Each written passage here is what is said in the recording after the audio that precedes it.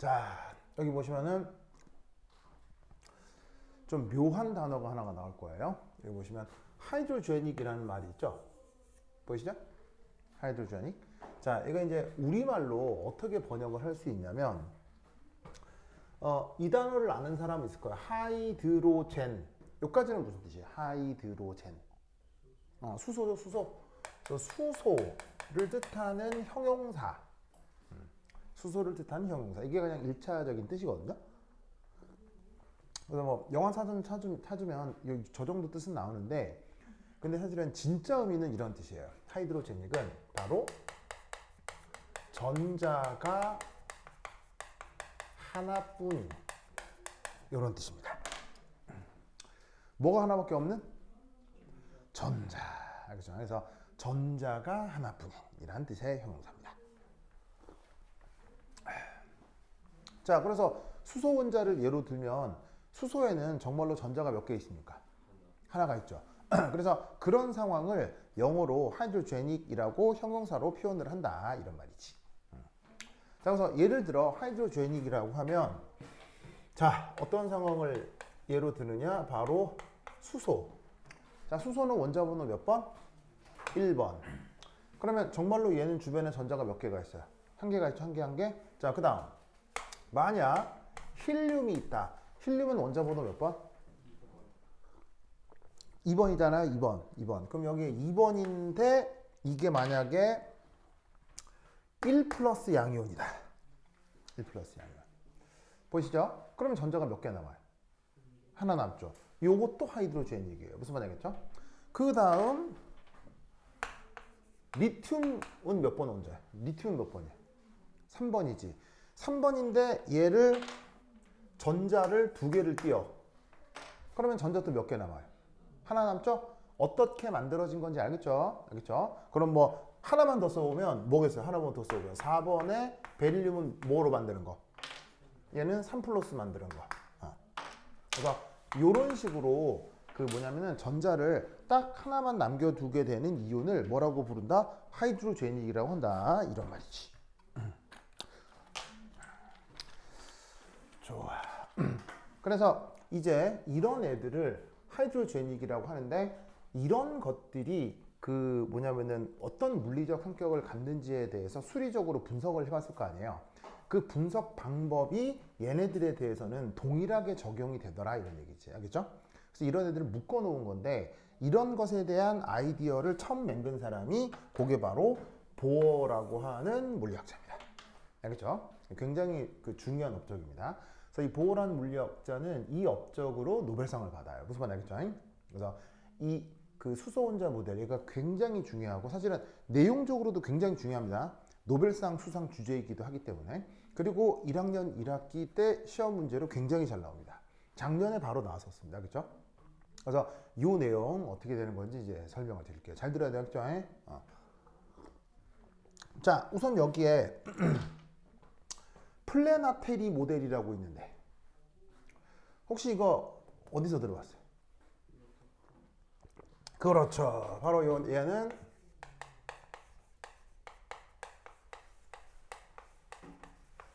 러더포드라고 하는 물리학자가 저 플래니타리 모델을 제시를 했었죠. 기억나죠? 자, 플래니타리 모델이 뭐였냐면 자, 러더포드의 가장 큰 업적은 뭐예요? 러더포드의 가장 큰 업적. 바로 원자 핵을 발견한 사람이죠. 그래서 이제 원자핵을 딱 발견해 놓고 주변에 전자가 있을 거란 말이야. 전자는 또 누가 발견했고? 톰슨이 발견했고, 그렇죠? 그래서 톰슨이 발견한 전자와 러더포드가 발견한 원자핵을 통해서 원자 모델을 만든 것 중 하나가 플래니터리 모델이었죠. 의미는 뭐였냐면 원자핵이 뭐 같고요? 원자핵이 마치 해 같고 별 같고, 그 다음에 전자가 마치 뭐 같고? 지구와 같은 행성. 그래서 태양 주변에 지구가 뱅글뱅글 공전하듯이 원자핵 주변에 전자가 저렇게 뱅글뱅글 돈다.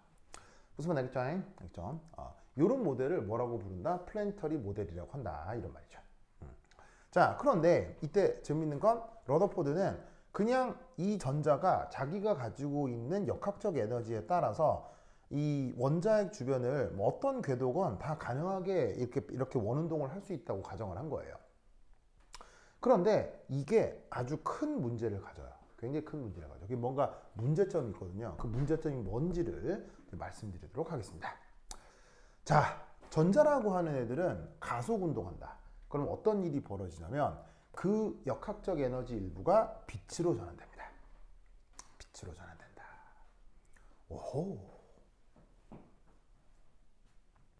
자, 그러면 아까 러더포드 모델처럼 핵 주변에 전자가 이렇게 원운동을 한다 라고 하는 이 원운동은 가속이에요, 가속 아니에요?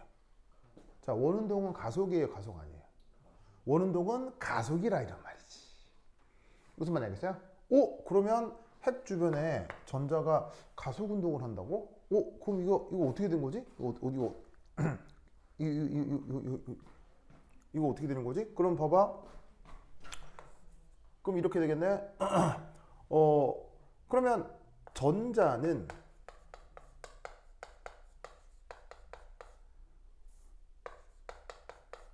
궤도에서 원 운동을 하겠죠? 그리고 그 에너지 일부가 빛으로 방출될 겁니다. 방출될 겁니다. 만약에 이 전자가 정말로 이런 속성이 있다면 무슨 말 알겠죠? 그래서 원운동 자체가 가속이기 때문에 진짜로 러더포드 모델처럼 전자가 핵 주변에서 원운동을 하고 있다면 여긴 이 전자가 어떻게 된다? 이업하고 이렇게 빛을 내놓을 거라 이런 얘기지.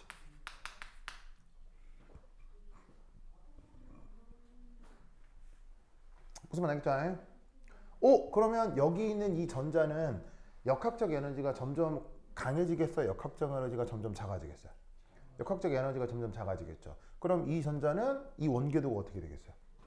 원궤도가 여기에서 점점 줄어들게 된다 이런 얘기죠. 무슨 뜻인지 아시겠죠? 그러면 어떻게 되느냐?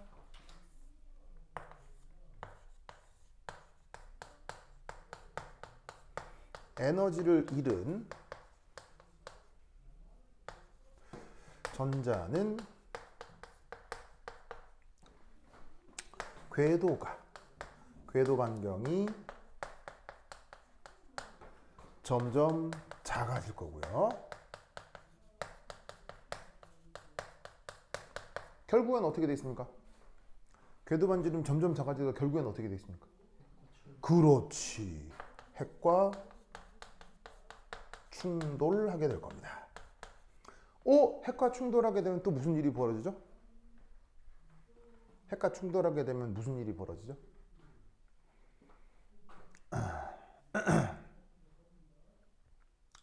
핵과 충돌하게 되면 양성자와 전자가 반응해서 뭐가 된다? 중성자가 됩니다.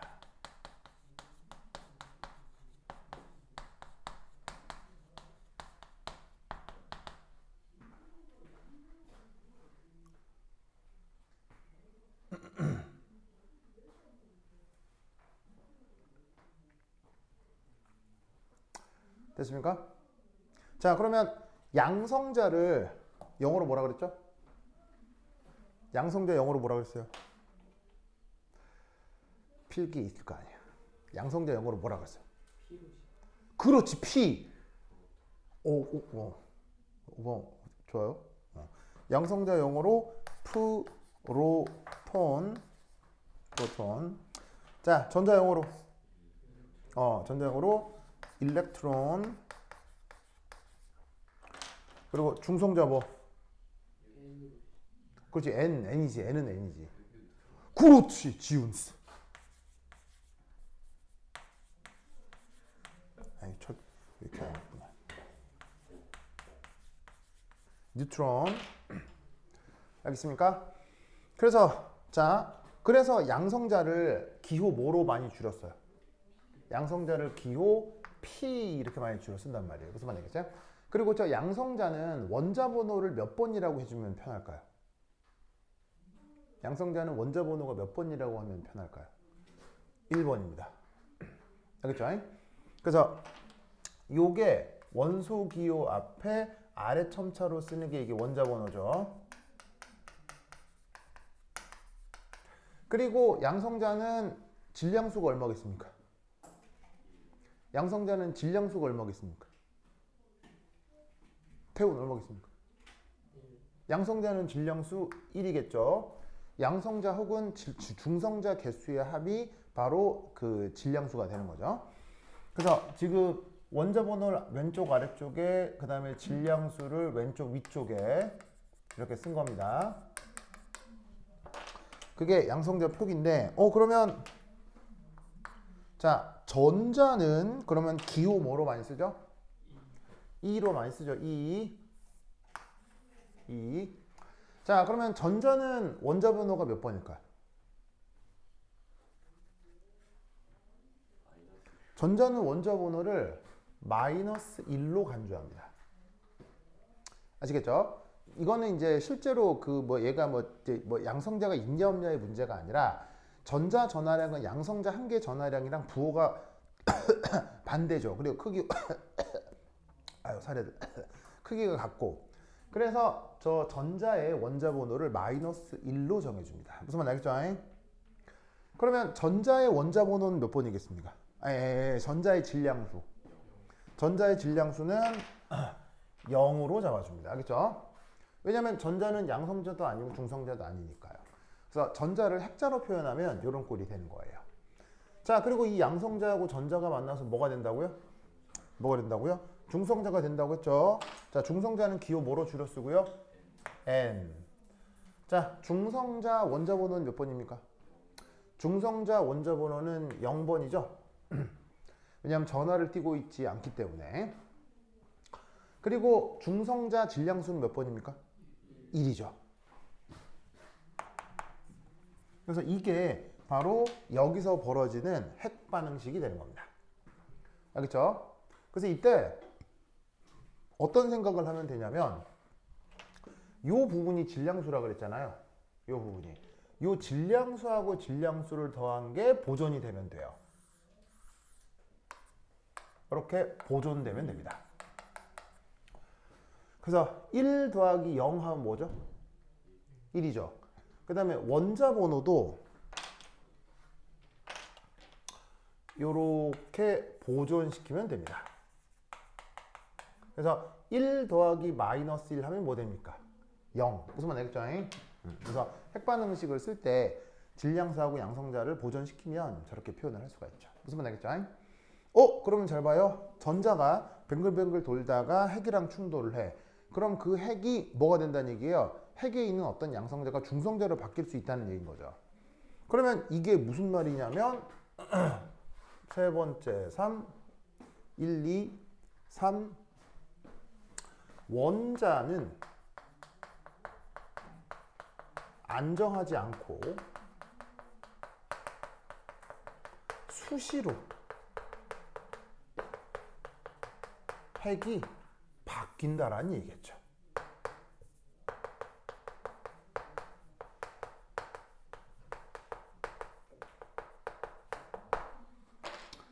양성자 하나가 중성자로 바뀐다는 건 원자 번호가 막 바뀐다는 얘기죠.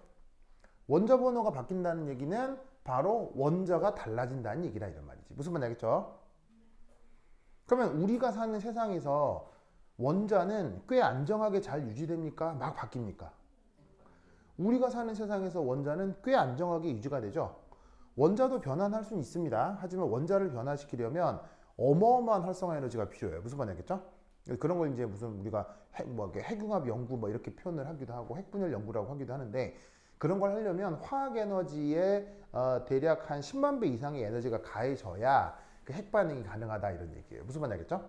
그러니까 보통의 경우에서는 원자는 상당히 안정하다는 얘기죠. 무슨 말 알겠지? 그런데 이게 만약에 원자 모델이 러더퍼드의 플래니타리 모델이라고 하면 이런 일이 벌어져야 되니까 오! 이것은 모순이 될 수밖에 없지. 알겠죠? 우리 일상생활의 원자는 상당히 안정하니까. 그래서 러더포드가 그 톰슨 전자발견 이후로 원자핵을 발견한 건 엄청난 업적이긴 하지만 그것으로부터 제시한 플래니터리 모델은 문제점이 있는 것이다 이런 말이에요. 그렇죠? 그래서 이제 이걸 가지고 이제 그대로 두면 안 될 거고 뭔가 새로운 원자 모델을 제시해야 될 거 아니에요. 그래서 언급을 하고 있는 사람이 바로 여기에 있는 닐스 보어다 이런 말이에요. 무슨 말 알겠죠? 이게 방금 여기서 얘기했듯이 전자가 가속 운동하면 일부가 빛 에너지로 변환된다고 했잖아요. 이거 왜 그럴까요? 왜 이럴까요? 왜 전자는 이렇게 가속 운동하면 빛 에너지로 전환될까요? 왜 이럴까요? 그 근원은 모릅니다. 네. 그냥 전자, 특히나 전자처럼 전하를 가진 조그만 입자의 특징입니다. 무슨 말 알겠어요? 마치 뭐 이런 거죠. 우리 우주의 중력은 왜 있어요? 뭐 이런 거예요. 우리 우주의 중력은 왜 있어요? 몰라요. 무슨 말 알겠어요? 혹은 뭐 에너지 보존 왜 돼요? 몰라요. 무슨 말 알겠어요? 우리가 소위 근본적이라고 하는 우리가 자연과학의 법칙이라고 하는 거 있죠. 그런 것들에 대한 근본적 이유를 인간은 안다 모른다? 인간은 모릅니다. 아시겠죠? 다만 그걸 우리가 인정하고 살아가는 거지. 이거는 이 전자의 어떤 성격이냐? 이 전자의 이런 말을 쓰는데 고유한 성격이라고 하는 겁니다.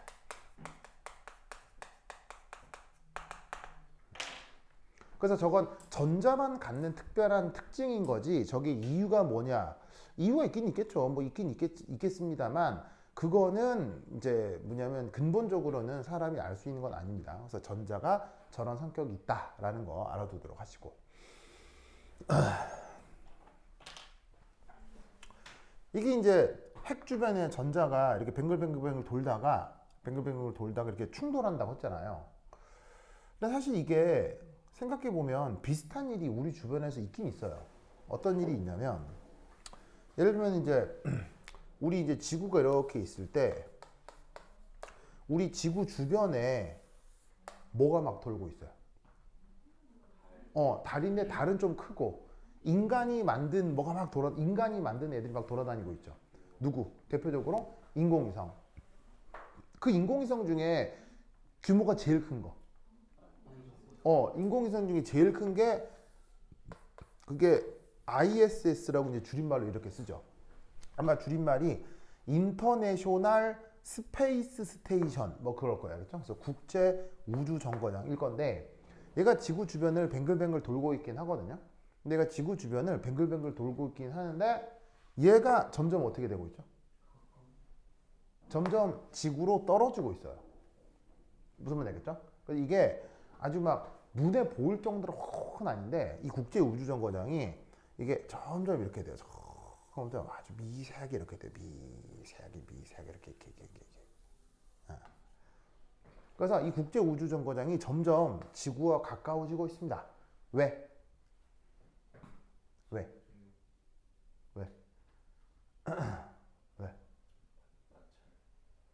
여러분 만류인력으로 원운동하는 거 이상하지 않아요? 왜 만류인력으로 있으면 하면은 원운동을 하죠?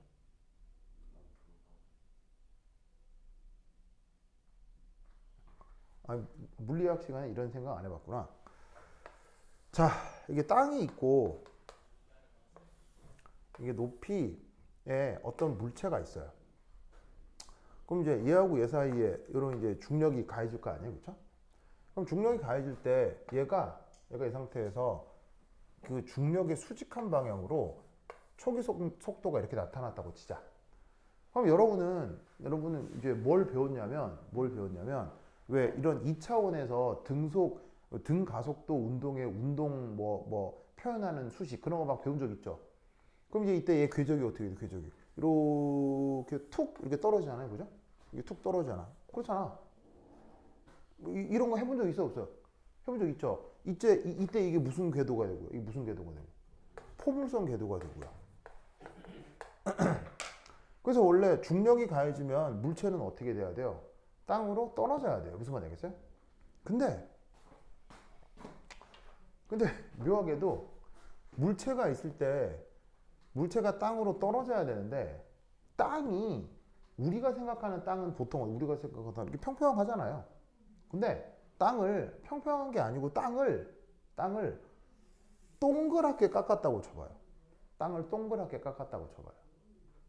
그러면 얘가 입사 속도가 이 중력 방향에 수직하게 나아가서 땅에 떨어져야 되는데 땅을 깎아놨죠.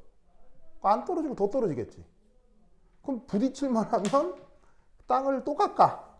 무슨 말인지 알겠어요? 그러면 얘가 땅에 부딪히려고 하면 땅을 깎아놨으니까 땅에 안 부딪히겠지. 그런 식으로 이 땅을 어떻게? 깎다 못해 동그랗게 깎으면 이거 어떻게 되겠어요? 2차원 포물선에서 원의 곡선으로 바뀌는 거예요. 무슨 말인지 알겠어요? 그래서 중력이 작용하고 있는데도 땅에 떨어지지 않게 되는 거죠. 이 중력에 대해서 수직한 방향으로 입사속도가 생기면. 그래서 만류 인력으로 이런 이제 인공위성이나 달 같은 것들이 지구 주변을 뱅글뱅글 돌 수 있는데 왜 국제우주정거장은 뱅글뱅글 돌다 못해? 왜 자꾸 지구에 붙냐 이런 얘기예요. 이 말은 국제우주정거장이 무엇을 계속 잃고 있다? 무엇을 계속 잃고 있냐면 이 녀석의 역학적 에너지가 계속 감소하고 있기 때문이에요. 왜 국제우주정거장은 역학적 에너지가 계속 감소하고 있는 중일까요?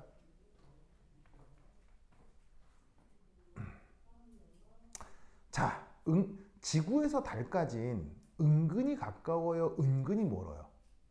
달까지만 해도 상당히 멀어요. 무슨 말인지 알겠어요? 그런데 지구에서 국제우주정거장까지는 의외로 뭐하다? 가깝습니다. 한 1000km인가? 의외로 그렇게 멀지가 않아요. 그 말은 무슨 말이냐면 그 국제우주정거장이 있는 부근에도 희박하지만 뭐가 있다? 대기가 있다고요. 그럼 자동차가 공기 중에 지나가면 가장 큰 마찰이 어디서 생겨요? 타이어하고 공기 중에 생기죠? 무슨 말인지 알겠어요? 그러니까 국제우주정거장이 뱅글뱅글 돌 때 지구 주변에 이 대기랑 계속 쓸리는 거예요. 마찰이 생긴다고. 그리고 대기 중에는 먼지 같은 것들도 있기 때문에 먼지하고 부딪히기도 하고요. 무슨 말인지 알겠죠? 그래서 저 국제우주정거장은 한번 쏘게 되면은 얘가 소모품이 돼버리는 거예요. 그래서 국제우주정거장은 앞으로 사용 연한이 한 10년 정도 나왔대요. 10년. 그래서 이제 10년 후에 어떻게 된다? 10년 후에 이렇게 뺑뺑뺑 돌다가 10년 후에 진짜로 지구로 빵 추락한답니다. 그럼 그때 이제 자세 제어를 잘 해가지고 어디 이제 먼 바다에 떨어뜨릴 예정이 돼요. 무슨 말 알겠죠? 그게 아니면은 이게 지구에서 그 스페이스 X 같은 걸 보내가지고 붙인 다음에 여기서 푹 추진을 시켜서 얘를 조금 더 윗 궤도로 이렇게 띄워야 돼. 무슨 말 알겠죠? 윗 궤도로 띄워야 된다고. 근데 이제 그게 불가능하냐? 그 뭐 어떤 에세이를 읽어보니까 가능은 하대요. 가능은 하는데 무슨 문제겠어요? 가능은 하는데 아싸리 새로 만들어서 띄우는 게 더 싸대요. 예, 그래서 지금 계획은 그렇다라고 합니다. 근데 10년이니까 또 10년 동안에 뭐 별 기술이 발전해서 야 이거 또 가서 좀 더 다시 띄우면 되겠다 아무튼 할 수도 있겠죠. 뭐 그때 당시 상황에 따라 달라질 수 있겠죠. 하여튼 이런 상황이 실제로 벌어지기도 한다. 무슨 말 알겠죠? 알겠죠? 그래서 이제 이 전자가 가속 운동하게 되면 일부가 빛으로 변환되는 성격이 나타난다라고 했는데 이런 전자의 고유한 속성을 인간들이 또 응용하기도 합니다. 그래서 오늘 설명할 건 바로 방사광 가속기라고 하는 장비입니다. 혹시 이 방사광이라는 말 들어본 적 있어요? 자, 얘는 어떻게 하는 거냐? 사실 설명을 드릴 건데 그 설명이 그렇게 어렵지가 않습니다. 굉장히 그 의외로 이제 뭐냐면 간단하게 이제 해설이 되는데, 자 뭐냐면 이거예요. 자 여기에 마이너스 극판을 세팅을 합니다. 그리고 여기에 플러스 극판을 세팅을 합니다. 그리고 여기에 전자를 겁니다. 그렇죠? 그런 상태에서 얘를 여기서 쏩니다. 슝 하고 쏩니다. 그리고 이때 여기서 보시다시피 뭘 뚫어놨어요? 군형을 조그맣게 뚫어놨죠. 그럼 여기서 얘가 쇽 하고 빠져나오겠죠? 쇽 하고 빠져나오겠죠? 그러면 이 쇽 하고 빠져나올 골목에다가 뭐를 세팅한다?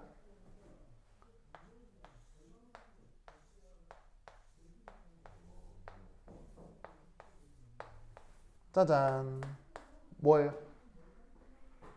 이 전자가 빠져나올 골목에 뭘 세팅한다? 외부 전기장. 아니 외부 자기장. 그럼 뭐 내가 자세히 설명 안 해도 물리 시간에 뭐 이런 거 배웠잖아요. FBI 이런 거 배웠을 거 아니에요. 유도 자기장, 뭐 로렌츠 이런 거 배웠을 거 아니야. 왜 저번 시간에 그거 내가 그 매스 스펙트로미터 하면서 왜 섹터 방식의 그 뭐냐면은 그 질량 분석기 설명했었잖아요. 그때 FBI 이렇게 했었잖아. 기억나죠? 그럼 그런 식으로다가 외부 자기장을 싹 세팅을 하면 여기는 전자가 이 안에서 어떻게 된다? 여기 전자가 여기서 어떻게 된다? 여기서 이렇게 슝 하고 돌아요. 무슨 말이겠죠? 이놈의 전자가 이 외부 자기장 속에서 이런 식으로 뭘 하게 돼? 등속 원운동을 하게 됩니다.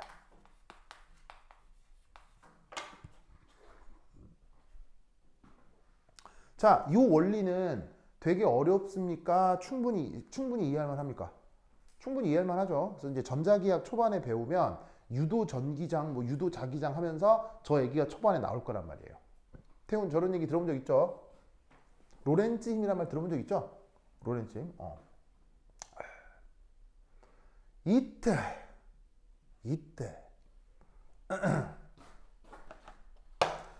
요 플러스 극판에서 마이너스 극판까지를 좀 길게 잡습니다. 한 이 정도. 그럼 전자처럼 조그만 애를 1km 정도 가속을 하면 여기서 빠져나올 때 속력이 대략 어느 정도 된다? 속력이 빛의 속력의 80% 정도까지 도달합니다. 빛의 속력의 80% 정도까지. 무슨 말이겠죠? 그리고 그때 이 전자가 지나갈 외부 자기장이 깔려있는 이 트랙 있죠, 트랙. 이 트랙을 공사를 잘 해가지고는 요렇게 자기장만 있는 요 내부 진공 길을 만들어주는 거야. 트랙을 딱 깔아주는 거야, 트랙. 트랙 이렇게 쓰면 맞나? 트랙. 트랙 이렇게 쓰죠. 트랙이란 말 알죠? 이렇게 달리게 하는 길. 무슨 말 알겠어요? 그래서 진공이 되게 이 안에 자기장만 깔아가지고 길을 쫙 만들어주는 거야. 되죠? 그러면 이때 이 트랙이 한 반지름이 2km가 되게. 반지름이 2km가 되게. 그럼 이 장소는 좁은 장소겠어요? 어마어마한 장소겠어요? 어마어마한 장소겠죠? 그러면 이런 거 지으려면 돈 조금 들겠어요? 많이 들겠어요? 어마어마하게 들겠죠? 보통 한 2조 들어, 2조.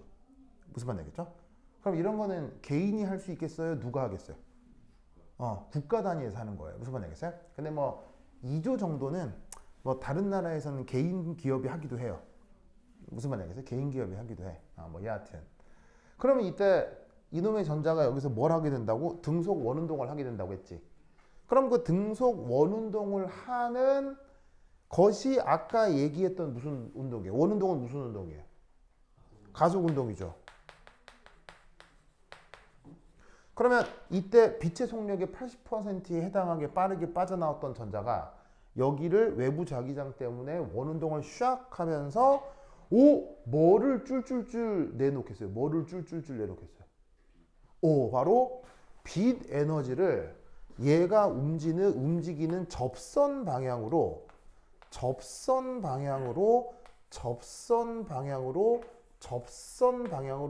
이렇게 빛을 내어놓는 거예요.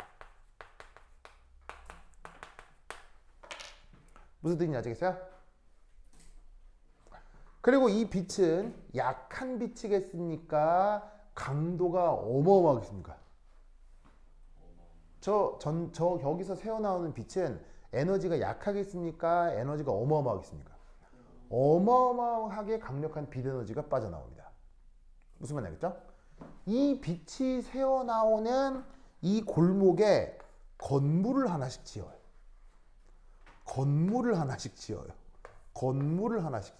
이게 규모가 어마어마한 거라고 했죠. 이게 반지름이 2km나 되는 원형 궤도를 만드는 거예요. 그럼 그 반지름이 2km나 되는 원형 길목에다가 조그만 연구소를 하나씩 짓는 거예요. 실험실을 하나씩 짓는 거야. 무슨 말인지 알겠죠? 그러면 여기서 빛이 새어나오겠죠? 여기에 전문가들이 들어가서 이 빛을 활용하여 내가 원하는 샘플에 저 빛을 쪼여서 무슨 일이 벌어지는지를 연구하는 거예요. 무슨 말인지 알겠죠? 요런 연구단지를 뭐라고 부른다? 요런 연구단지를 방사광 가속기 혹은 이런 말을 쓰기도 해요. 포토 팩토리. 이런 말을 쓰기도 합니다. 팩토리의 뜻은 공장, 포토는 빛. 빛을 영어로 포토라고 합니다. 사진을 영어로 뭐라고요?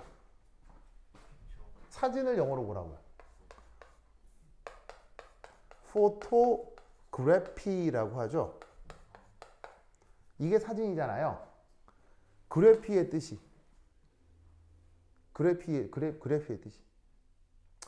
왜 우리나라도 요즘 조금 있긴 하지만 뉴욕이나 유럽에 가면 스프레이로 벽에다가 씩 이렇게 하는 사람들 있잖아요. 그걸 뭐라 그래? 그래피티라고 하잖아요. 그래피티. 힙합 문화의 일종인 그래피티. 그 그래피티의 여기서 온 거라고. 그래피가 뭐냐? 그림 그리기요. 그림을 그리는 행위를 그래피라고 하는 거예요. 무슨 말인지 알겠어요? 그럼 포토가 뭐라고요? 빛. 그림을 그렸는데 뭐로 그렸다고요? 빛으로. 그게 뭐예요? 사진. 무슨 말인지 알겠죠? 그래서 이런 연구단지를 포토 팩토리라고 합니다. 알겠죠? 그러면 이런 연구단지가 전 세계에서 가장 많은 나라가 어디겠어요? 바로 이 연구단지는 일종의 뭐를 표현해 주는 거겠어요? 국력. 무슨 말인지 알겠어요? 이게 국력의 한 지표예요. 그래서 국력을 따지는 몇몇 지표 중에 요 연구단지의 개수가 들어가기도 해요. 그래서 뭐냐면 지구에서 이 연구단지가 가장 많은 나라가 첫 번째 미국, 두 번째 러시아, 세 번째 중国, 알겠죠? 네 번째 유럽연합. 유럽연합은 이제 한꺼번에 이걸 운영합니다. 알겠죠? 그 다음 니뽕에 두 개가 있습니다. 그 일본이 이 방사능 가속기가 두 개가 있어요. 무슨 말인지 알겠죠? 그러면 내가 이 얘기를 왜 알겠어요? 거기서 내가 실험을 해봤기 때문이에요. 여기에 내가 들어가서 이 빛을 받아 실험을 했었다 이런 얘기지. 그래서 일본에 가면 츠쿠바라고 하는 지역이 있어요. 그래서 일본 츠쿠바라고 하는 지역에 내가 이제 대학원 생활할 때 실험실에 선후배 그다음에 동기들이랑 저기에 가서 뭐냐면은 방사능 가속기 실험을 했었던 기억이 있어요. 그때 되게 인상 깊었거든요. 그러니까 그때가 언제냐면 2000년, 2001년 이럴 때니까 월드컵 전에 2002년 월드컵 전에. 그럼 2002년 월드컵 직전이니까 우리나라는 막 뭐를 벗어날 때였겠어요. 2002년 월드컵 직전이니까 우리나라가 막 뭘 벗어날 때였겠어요. IMF 외환위기. IMF 외환위기를 막 벗어나고 그리고 2000년 초반이면 사실은 일본은 강대국이잖아요. 지금 마탱이 같지만 그때는 엄청난 강대국이었다고요. 요즘 일본은 뭐 중국한테도 터지고 뭐 우리한테도 무시당하고 막 그런 나라가 됐잖아요. 됐는데 2000년 초반만 하더라도 일본은 엄청난 강대국이었단 말이에요. 그 엄청난 강대국의 20대 초반의 정일원, 그 강대국의 한복판에, 그리고 그것이 나의 첫 번째 해외여행이었어요. 무슨 말인지 알겠어요? 정일원 인생의 첫 번째 해외여행이 그거였어요. 그래서 이제 뭐냐면 교수님 지휘 아래 이제 실험실에 있는 실험실의 선후배 형들이랑 그다음에 동기들이랑 이제 거기 츠쿠바인 연구센터에 가서 이거를 일주일 동안 합숙을 하면서 일주일 내내 이거를 실험기를 돌리면서 찍었던 기억이 나요. 그때 이제 되게 재밌는 기억이 많았었거든요. 그래서 이제 그 관련해서 지금 이제 그때 감상을 말씀드리는 거예요. 이 방사능 가속기가 우리나라에도 있을까 없을까요? 우리나라에? 있습니다. 그게 어디? 우리나라에 한계가 있습니다. 그리고 이 한계를 누구 때 지었게요? 누구 때? 전장군 때. 전장군 알죠? 전장군. 전두광 장군 알죠? 전두광. 전두광 알아요? 전두광? 전두광 알아요? 전두광 그 나오잖아요. 서울의 봄. 나는 그 전두환 말 전두광 장군. 전두광 장군께서 이제 영국에서 돈을 끌어다가 우리나라에 지었었습니다. 그 옛날에 왜 그랬는지 모르겠는데 전두광 족 같은 놈이 좀 묘한 사람이야. 근데 예, 쿠데타하면 돼요, 안 돼요, 사실? 안 되는데 또 저런 건 짓고 뭐라고 해? 뭐 여하튼 뭐 그래 그렇다 그치야 그래 뭐 어쨌건 저걸 어디에 줬게요? 바로 포항에 저걸 지어놨습니다.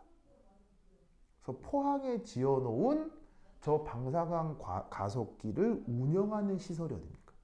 운영하는 시설. 그게 포항공과대학입니다. 포항공대 알죠? 포항공대. 포항공대가 단순 대학의 역할만 하는 게 아니고요.